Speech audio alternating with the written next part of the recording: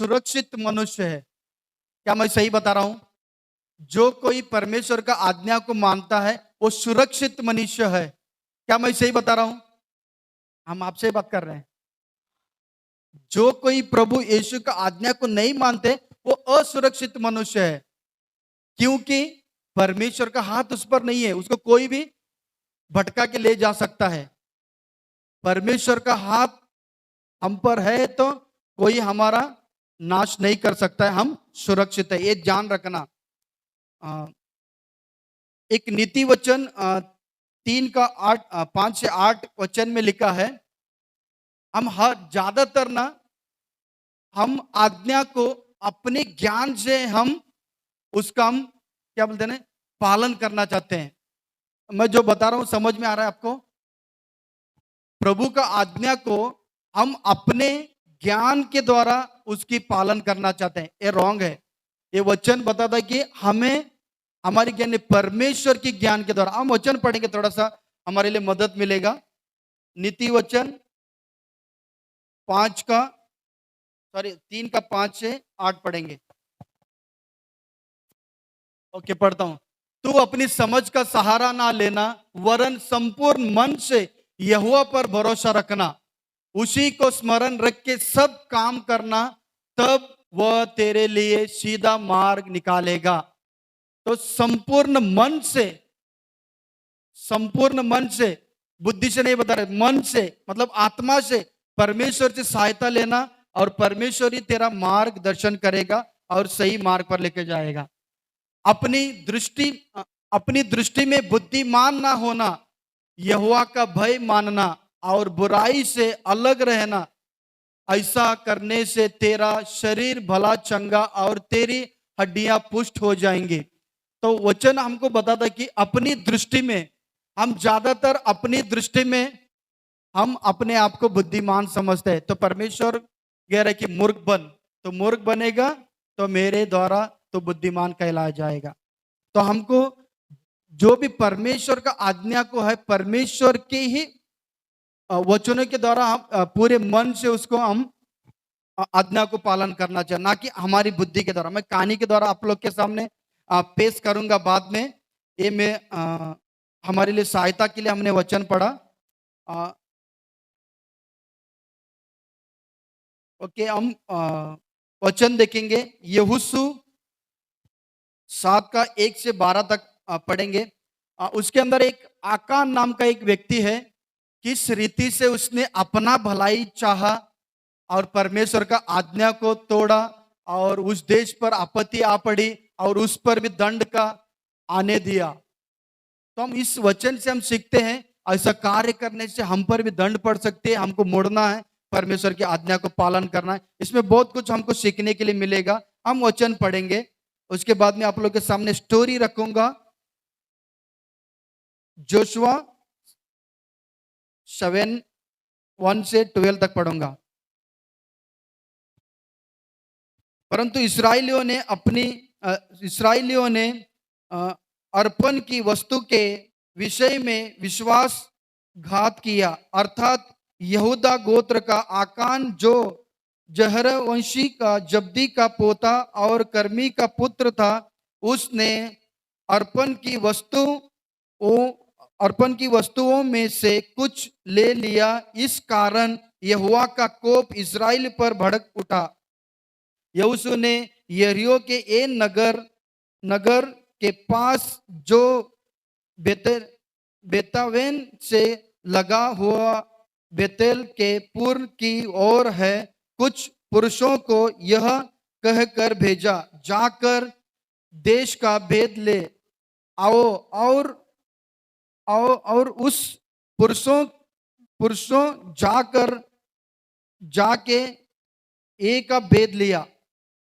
और उन्होंने यहोशू के पास लौटकर, सब लोग वहां न जाए, कोई 2-3 हजार पुरुष जाकर एक को जीत सकते हैं। सब लोगों को वहां जाने का कष्ट ना दे, क्योंकि वे लोग थोड़े ही हैं। इसीलिए कोई 3 हजार पुरुष वहां गए, परंतु ये के रहने वाले के सामने से भाग आए। मैं थोड़ा सा आगे बाद में पढ़ूंगा, थोड़ा सा आपके सामने स्टोरी रखूंगा। अ, ये उन दिनों की कहानी है, उन दिनों की कहानी। जैसा उस समय में मूसा गुजर गया।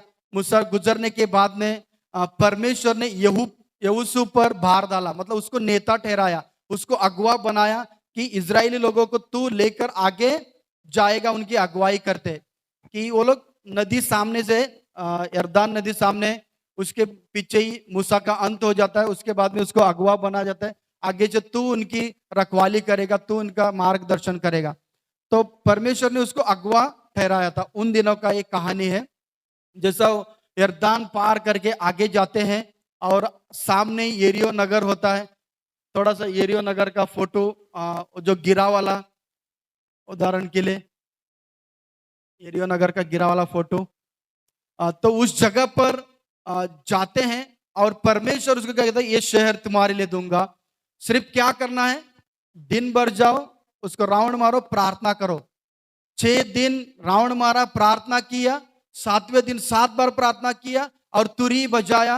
उसके बाद में दीवार ऑटोमेटिक गिर गया। एक दीवार को गिराया परमेश्वर ने। कहानी को आगे लेकर जाते हैं। तो उस जगह पर परमेश्वर ने यहोशू से आज्ञा दी थी कि जिस जो एरिया, जो नगर है, वहां का जो भी सामान होगा, वस्तु होगा, उसको आप नहीं लेने का, वहीं पे वहीं उसको खत्म कर देना, जला देना, उसको नहीं लेना। परमेश्वर ने उसको आज्ञा दिया था।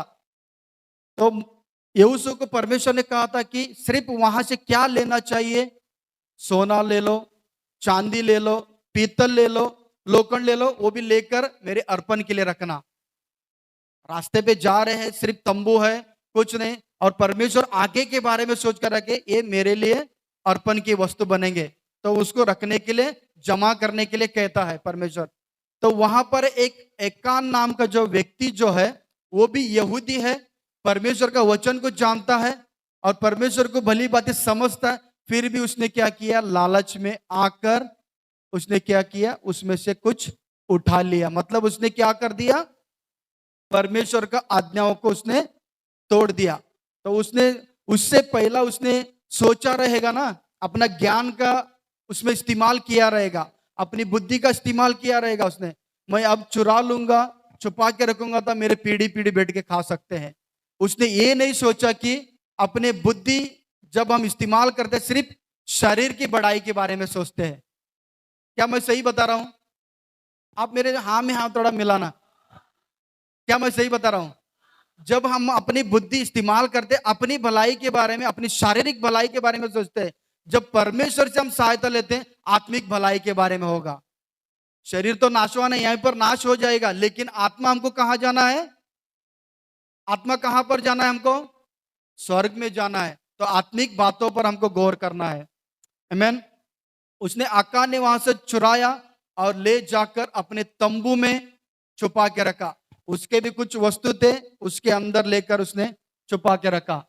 ये जो सब उस यरीहो नगर का सब सोना चांदी लाकर अर्पण के लिए वहां पर जमा कर रहे, सब कुछ काउंट हो जाएगा। उसके बाद में वहां पर अर्पण के लिए आगे जाएगा। और आगे नेक्स्ट चित्र, चित्र। हाँ, तो ये जो है आकान नाम का जो व्यक्ति जो यहूदी है, मतलब यहूदी मतलब विश्वासी पकड़ो, विश्वासी है, वचन को जानता है, समझता है, वो व्यक्ति ने क्या किया, उठाकर अपने तंबू में छुपाकर रख दिया। परमेश्वर का आज्ञा को जानबूझकर भी उसने तोड़ दिया अपने भलाई के बारे में। उसके बाद में यहोशू जो है, एन नगर जो बाजू में एक एन नाम का एक देश था, उस देश के लिए जाकर लड़ाई करना था, उसको भी अपने कब्जे में करना था। जैसे ही वहां पर लड़ाई के लिए जाते हैं, थोड़े लोगों को क्या करता है ना, उससे पहले लड़ाई को जाने से पहला यहोशू बताया कि जाकर वहां पर भेद लेकर आना। भेद मतलब जासूसी करके आना, वहां पर कितने लोग रहते हैं, कैसे लोग हैं, जासूसी करके आना। कई लोग गए वहां पर, जासूसी किया, बोला कि वहां पर तो बहुत लोग नहीं है, थोड़े ही लोग हैं, हमको ज्यादातर लोग जाने की जरूरत नहीं है, हमारे पास 20 लाख लोग हैं, हमको थोड़ा ही लोग जाना है बस। 2-3 हजार ही लोग हमको जाना है, वहां पर हमको मार गिराकर आ सकते हैं। वो सोच रहा था कि परमेश्वर हमारे साथ है। तो जाकर वहां पर वो लोग क्या करते हैं ना, छानबीन करके आते हैं और कहते हैं 3 हजार चलो जाओ। यहोशू बोलता 3 हजार जाओ, जीत कर आ जाओ। जैसे ही जाते हैं, एन नगर के लोग उठ पड़ते हैं और उनको इतना मारते हैं, सब डर के पीठ दिखाकर भाग कर आते हैं। सब पीठ दिखाकर आते हैं। यहाँ पर चित्र के द्वारा देख सकते हैं, जैसे जाते हैं, यहाँ की इस्राएल की सेना जाते हैं, वहां से एन नगर से लोग जो आ रहे हैं घुस के और मार खा के पीछे पीठ दिखा के भाग रहे। उसके बाद में यहोशू परमेश्वर के तंबू के सामने जाते हैं। तंबू का फोटो, परमेश्वर के तंबू के सामने जाते हैं और अपना कपड़ा फाड़ते हैं और बैठकर सर मुंडी नीचे करके, क्या बोलते हैं ना, मुंह के बल गिर के प्रार्थना कर रहे, परमेश्वर तो हमारे साथ है। लेकिन यहां तक हम आए हैं और यहाँ लोगों को पता चल गया कि इजरायली लोग खत्म हो गए, इजरायली लोग खत्म हो गए हैं, इनके पास उनका परमेश्वर नहीं है। हम उनको घात कर सकते हैं, खत्म कर सकते हैं।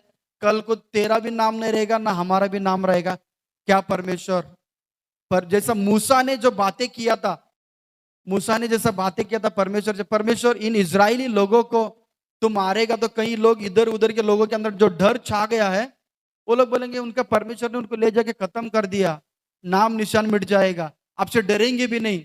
तो उस समय में भी परमेश्वर ने सुनकर उनको बचाया था। और यहां पर भी परमेश्वर कहता कि तुम मत डर। उनके अंदर से एक व्यक्ति जो है मेरे आज्ञाओं को तोड़ा है, मतलब मेरे वचन को उसने तोड़ा है।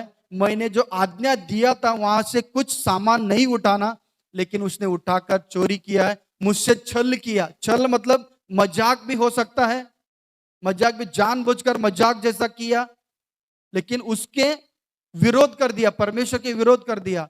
लेकिन उसके कारण वहां पर आप जीत हासिल नहीं कर पाए।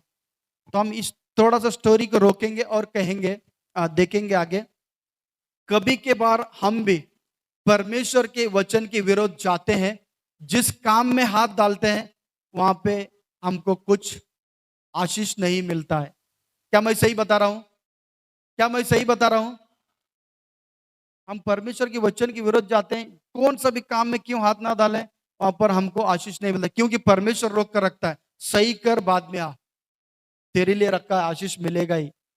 तो वैसा ही हुआ वहां पर, वो लोग के लिए हर समय परमेश्वर खुद लड़ाता था उनके साथ में।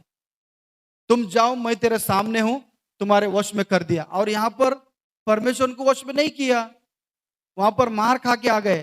तो जैसे यहोशू जाकर रोते हुए गिड़गिड़ाते परमेश्वर से पूछा, परमेश्वर ने कहा कि तुम्हारे मध्य में एक चोर है, उसके कारण आप जीत हासिल नहीं किया। तब वहां का जो अगवा जो था यहोशू, तो कौन हो सकता है? परमेश्वर।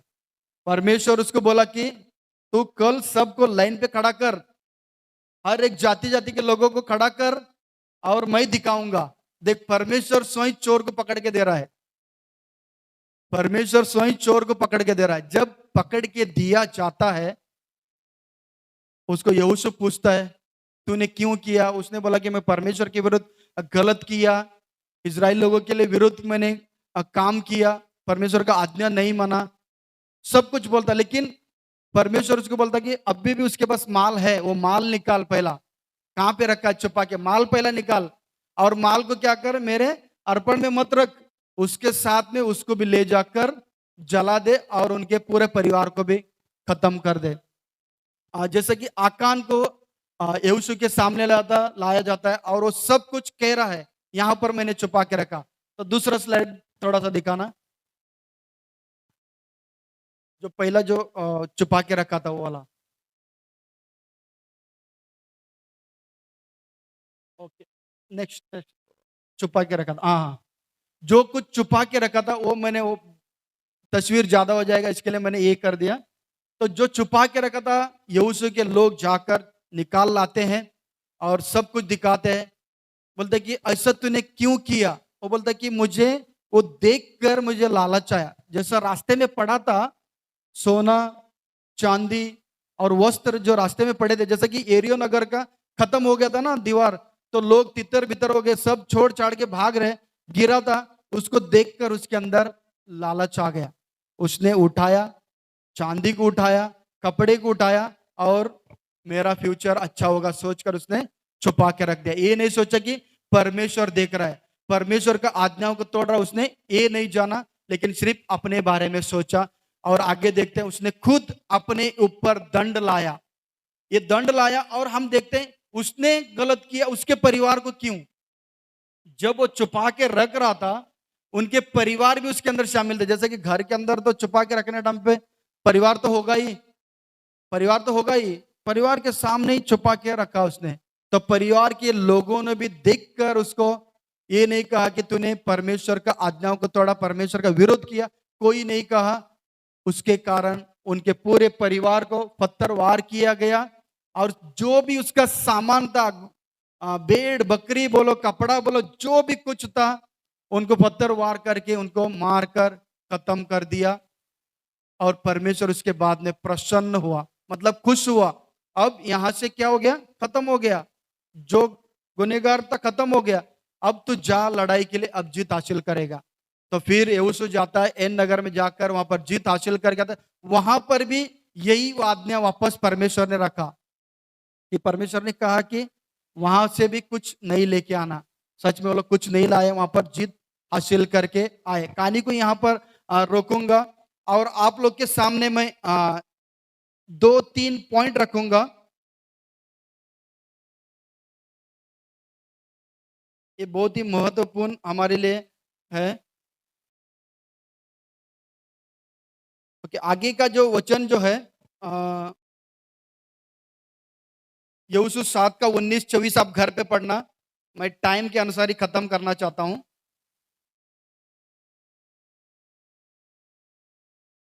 आकान एक यहूदी था। यहूदी मतलब एक विश्वासी था। विश्वासी होते हुए भी उसने गुनाह किया। हम भी एक विश्वासी होते हुए भी हमारे सामने कुछ दिखता तो हम लालच में आकर उसको हम झपट लेते हैं, हम कुछ भी कर बैठते हैं और परमेश्वर के वचन के विरोध चले जाते हैं। उसके बाद में हमारे ऊपर आपत्ति आती है। अब तो हम प्रभु यीशु के अनुग्रह में है, लेकिन दंड तो है, गुनाह का उसका दंड भी है। ये नहीं कि स्वर्ग रोकेगा नहीं, विश्वास के द्वारा हमको स्वर्ग मिलता है, लेकिन हम जो करते हैं गुनाह का तो हमको दंड मिलेगा ही। तो विश्वासी होते हुए उसने किया। मैं ये थोड़ा सा घुमा कर कई लोगों के लिए लगाना चाहता हूं, हमारे बीच के लोगों के लिए। हम कई लोगों को देखते हैं, अरे ये तो विश्वासी है, इतना साल का विश्वासी है, विश्वासी होते हुए चोरी कर रहा है, चोरी कर रहा है। क्या हम अभी उसका पीछे चले? क्या हम क्या बोलते हैं ना, हम भी उसके जैसा बपतिस्मा ले? समझो कि वो व्यक्ति का बपतिस्मा हो गया, सब कुछ हो गया, परमेश्वर में चल रहा है, लेकिन वो कुछ कारण गिर गया। उसके कारण कई लोग रुक जाते हैं, लेकिन उनका फोकस किधर है? परमेश्वर ने वो व्यक्ति है। क्या मैं सही बता रहा हूं? हमारा फोकस क्या है? परमेश्वर की ओर होना चाहिए। कई लोगों का फोकस क्या होता है? इंसान की तरफ होता है। अरे वो गिर गया, ऐसा कर दिया, वैसा कर दिया, मैं भी अभी बपतिस्मा नहीं लेगा। बपतिस्मा लेगा ना, बहुत कठिनाई आएगा, बहुत ऐसा स्थिति आएगा, हमारे जीवन में ऐसा बुराई बुराई हो जाएगा। कहाँ पे लिखा है बुराई आएगा? परमेश्वर ऊपर से वचन में कहता है कि तेरे जीवन में कठिनाई आएगा, हर समय में तेरे साथ रहूंगा कठिनाई को जीत में बदलने के लिए। आमेन। हर कठिनाई में परमेश्वर कह रहा है कि मैं जीत में बदलने के लिए मैं तेरे साथ खड़ा रहूंगा। तो कई लोग सिर्फ व्यक्ति को देखते हैं। मैं कहूंगा परमेश्वर की ओर हमारा ध्यान होना चाहिए, क्योंकि हम एक सेना में है, हमारा दौड़ परमेश्वर के मार्ग पर है। तो हमें उस दौड़ के लिए दौड़ना है। जैसे कि वचन आया, हमें जिस कार्य के लिए हमें बुलाया गया है उसके लिए हमको दौड़ना है। सिर्फ हम कोई व्यक्ति हमारा गाइड कर रहा है, उसके पीछे चल रहे, वो गिर गया मतलब हम भी गिर गए, ऐसा नहीं होना चाहिए। उसने गिरा, उसको हम उठाने की कोशिश करेंगे, नहीं उठ रहा, हम आगे जाएंगे। क्योंकि और एक वचन में लिखा है कि धर्मी जन गिरेगा फिर उठ के खड़ा होकर आगे चलेगा, अधर्मी जन गिरकर वहीं पर गिरे रहेंगे। आमीन।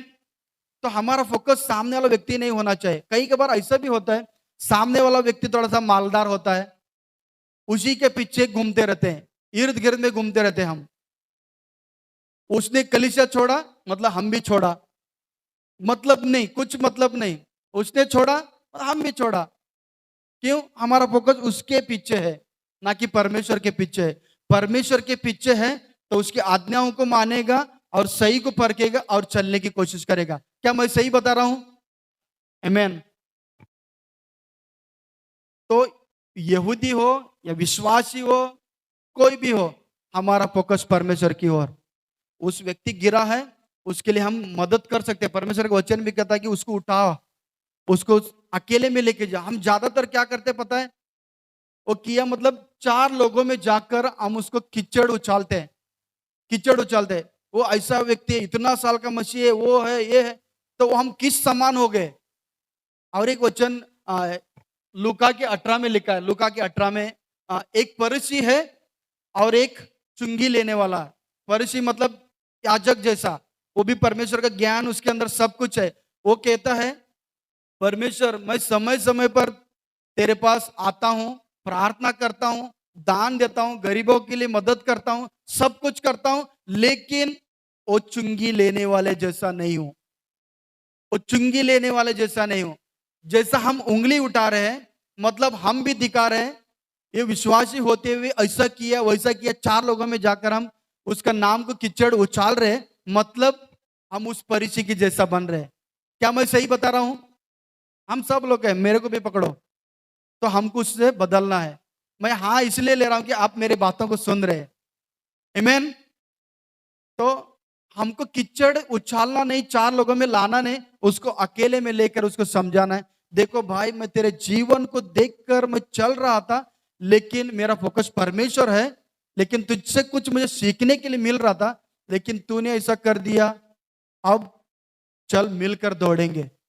उसको उठाने की कोशिश करे, नहीं उठ रहा, हमको दौड़ तो आगे दौड़ना ही है, क्योंकि हमारा आत्मा स्वर्गीय स्थानों में जाना है। एक वचन बताता है कि दुष्टों के बीच में जा, लेकिन उसको समझा ना कि तू भी गिर जा। दुष्टों के बीच में जा, उनको समझा, लेकिन ना कि तू भी गिर जाना। तो हमको गिरना नहीं और उसको उठाकर आगे चलने के बारे में सोचना है। तो इस कहानी इस स्टोरी के द्वारा, एक पहला पॉइंट के द्वारा मैं ये बताना चाहता हूं, कोई भी क्यों ना हो, हमारा फोकस परमेश्वर होना चाहिए। हमारे तरफ से परमेश्वर ने कहा कि वादा बांधो, तू मेरे पीछे चलना चाहता है, वादा करो कि तू बत्तीसवा लेकर दिखा। हम वादा कर रहे हैं, वाचा बांध रहे, परमेश्वर आज से मैं किसी का संसार का नहीं, मैं तेरा हूं। क्या मैं सही बता रहा हूं? हम वादा क्या कर रहे हैं? मैं किसी संसार का नहीं हूं, मैं तेरा हूं। हम वादा कर रहे हैं, लेकिन यहां पर मुकर रहे हैं। वो गिर गया, वो गिर गया, मतलब वो गिर गया तो हम भी गिर गए। हमारे पास वचन है चलने के लिए, क्योंकि परमेश्वर कहता है कि मैं तेरा पैरों का दिया बनकर मैं तुझे चलाऊंगा। परमेश्वर भरोसा रखो, परमेश्वर पर विश्वास रखो, परमेश्वर आपको नया पार लगाएगा। आमीन। ना कि उसके इसके तरफ मुंडी घुमाकर उठाए, उसको उंगली उठाए, ऐसा नहीं करना चाहिए। हमें उस फरीसी की तरह नहीं बनना चाहिए। हमें परमेश्वर जो क्या बोला, दया करने वाला, करुणा करने वाला परमेश्वर ना, उसकी ओर ताकते हुए हमें चलना है, ना कि किसी को उंगली उठाकर चलना है। ओके, दूसरा पॉइंट जो है, एरियो नगर का जो दीवार जो था, वो लोग एरियो लोग लोग आ, जो दीवार बनाए थे बहुत ही चौड़ा था। उसके ऊपर क्या बोलते हैं ना, लोग, सैनिक लोग खड़े थे, एक बड़े बड़े घर भी थे। हम देखते हैं कहानी के द्वारा वहां पर जो एशिया जो थी, वहां पर जो वेश्या जो थी, वहां पर 2 लोग भेद लेने के लिए गए थे, जासूसी करने के लिए गए थे। वहां पर ही उसके अंदर ही घर था। तो उसके लिए भी उसने कहा कि ऐसे वाला दिन हम यहाँ पर लड़ाई के लिए करें आएंगे, और वहां पर तूने ऐसा लाल रस्सी बांधा, मैं शॉर्टकट में बता रहा हूँ इस कहानी को, और उसको बचाएगा। उसने सही परमेश्वर को जाना। उसने कहा कि तेरा परमेश्वर ने लाल समुद्र को चीरा, तेरा परमेश्वर ने यरदान नदी को फाड़ा, मैं जानती हूँ तेरा सच्चा परमेश्वर है। उसके अंदर परमेश्वर पर भरोसा था, विश्वास था, उसके कारण वो बचाई गई। एरियो नगर की थी, लेकिन विश्वास के द्वारा बचाई भी गई। तो वहां पर उस दीवार के बारे में आप लोगों को बताना चाहता हूं। हम भी हमारे जीवन में ऐसा दीवार बना के रखते हैं सब कुछ माल बिल बना के रखा है, मैं बूढ़ा होने के बाद में मस्त बैठ के खाऊंगा, मेरे कोई बीमार मेरा नजीक नहीं, पैसा है मेरे पास, बीमारी आएगा तो मैं डॉक्टर के पास जाऊंगा, मैं ठीक हो के आ जाऊंगा। जैसा वो एरियो लोग जो सोच रहे थे, हमारा दीवार बहुत मजबूत है, कोई दुश्मन अंदर एंट्री नहीं कर सकता। उनके अंदर एक घमंड था, गर्व था कि हमारा दीवार मजबूत है। तो परमेश्वर ने उसको पल भर में, पल झपकते ही उसको गिरा दिया परमेश्वर ने। तो हम ऐसा बाड़ा नहीं बांधना चाहिए, ऐसा दीवार नहीं बनाना चाहिए जो हमारा शारीरिक है। परमेश्वर का बाड़ा बांधना चाहिए, जो परमेश्वर प्रभु यीशु पर विश्वास करेगा। और वचन में कहा कि परमेश्वर प्रभु यीशु कह रहा है कि जब मुझ पर विश्वास करेगा, तेरा इर्द गिर्द क्या है, पवित्र आत्मा, स्वर्गदूत बाड़ा बांधेंगे। स्वर्गदूत के द्वारा परमेश्वर हमारा बाड़ा बांधेगा, मतलब दीवार बनाएगा। जहां कहीं से भी तीर आएगा, परमेश्वर का स्वर्गदूत उसको रोकेगा। जैसा कि वचन में आया ना, परमेश्वर की प्रेम से हमें कौन रोक सकता है? ना धरती, ना स्वर्ग, ना आकाश, ना पृथ्वी, कोई हमको उसके प्रेम से रोक सकता है। यह सच है, कोई नहीं रोक सकता। लेकिन परमेश्वर के उस बाड़े के अंदर से निकल जाते, कब कब हम निकल जाते हैं, लेकिन परमेश्वर कभी हमको निकालता नहीं, हम खुद ब खुद वहां से निकल जाते हैं। तो हमको ये समझ लेना है कि वो दीवार के ऊपर लोग घमंड कर रहे थे, वैसे ही हमारे धन दौलत के ऊपर हमें भी घमंड नहीं करना चाहिए। परमेश्वर पर अपना पूरा संपूर्ण मन से परमेश्वर की आज्ञाओं को पालन करना चाहिए, और परमेश्वर ही हमारा बाड़ा बन जाएगा, हमारा दीवार बन जाएगा, हमारे नाशवान चीजों से हमें बचाएगा। आमीन। ये दूसरा पॉइंट था, हमें वो दीवार नहीं बनाना है। तीसरा,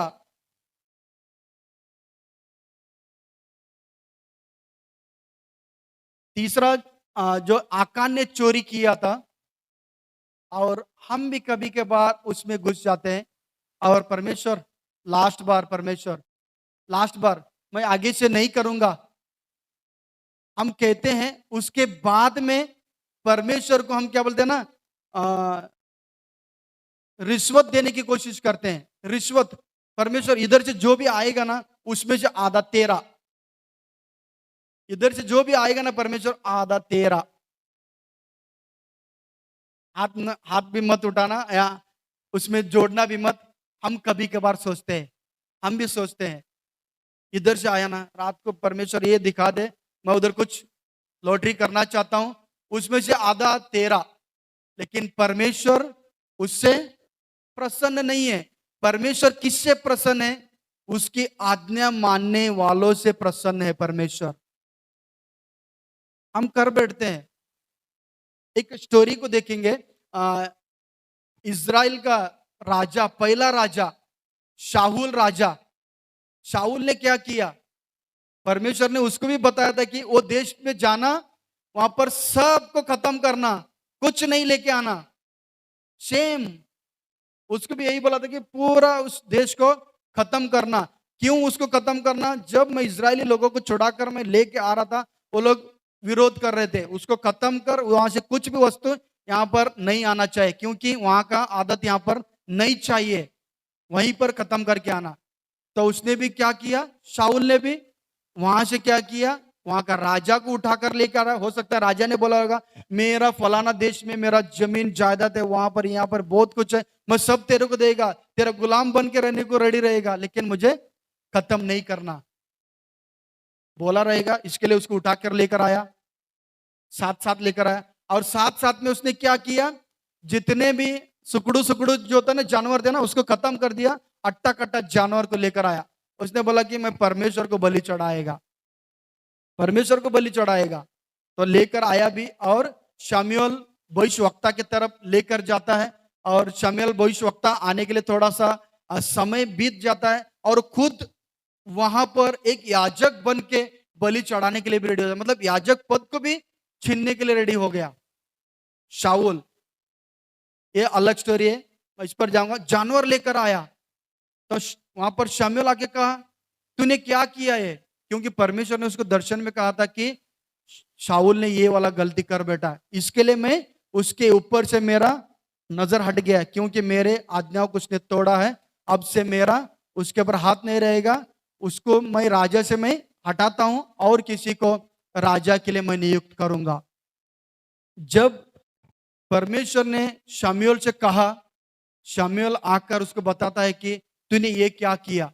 उसने बोला कि नहीं, मैं जो भी लाया है ना, जो प्रजा लोग बोल रहे हैं परमेश्वर की बलि के लिए ला रहा हूं, मैं थोड़ी गलत के लिए लाया हूं, मैं थोड़ी गलत के लिए लेके आया हूं, परमेश्वर की बलि के लिए। मतलब वो क्या सोच रहा था, मैं रिश्वत दूंगा तो परमेश्वर भूल जाएगा। हम भी कभी कभार, जैसा मैंने स्टोरी बताया ना, वैसा ही सोचा उधर। वो एक शमूएल 15:22 में है, थोड़ा सा पढ़ेंगे। ओके। शमूएल ने कहा, क्या यहोवा होम बलि और मेल बलि से उतना प्रसन्न होता है जितना कि अपनी मानो बात के माने जाने से प्रसन्न होता है। सुन, इतना ही पढ़ना है मुझे। आ, ओके, फिर से एक बार पढ़ूंगा, मैं थोड़ा सा रुक गया। शमूएल ने कहा, क्या यहोवा होम बलि और मेल बलि से उतना प्रसन्न होता है जितना कि अपनी बात के मानने जाने से प्रसन्न होता है। मतलब अपनी बात, मतलब अपनी आज्ञा मानने से प्रसन्न होता है। क्या मैं सही बता रहा हूं? वचन के द्वारा बता रहा हूं। और एक होशाय की पुस्तक में भी लिखा है, 6:6 में लिखा है, हाँ, क्योंकि मैं बलिदान से नहीं, स्थिर स्थिर प्रेम ही से प्रसन्न होता हूं। स्थिर प्रेम मतलब निडरता से खड़े होकर परमेश्वर से प्रेम रखता, मतलब परमेश्वर की वचन को मानकर चलता है, उससे ही प्रसन्न होता हूं। परमेश्वर का वचन कह रहा है। तो हम कभी कभार रिश्वत देने की कोशिश करते हैं, परमेश्वर उससे बोलता है कि चल हट, वो मेरा है, मैंने सब कुछ बना, तू मुझे क्या देगा। सिर्फ हम क्या दे सकते हैं? अपने पूरे मन से आराधना दे सकते हैं, जो प्रभु के स्वर्ग तक जाएगा, उसी के द्वारा हमारे ऊपर फिर से आशीष लेकर आएगा। आमीन।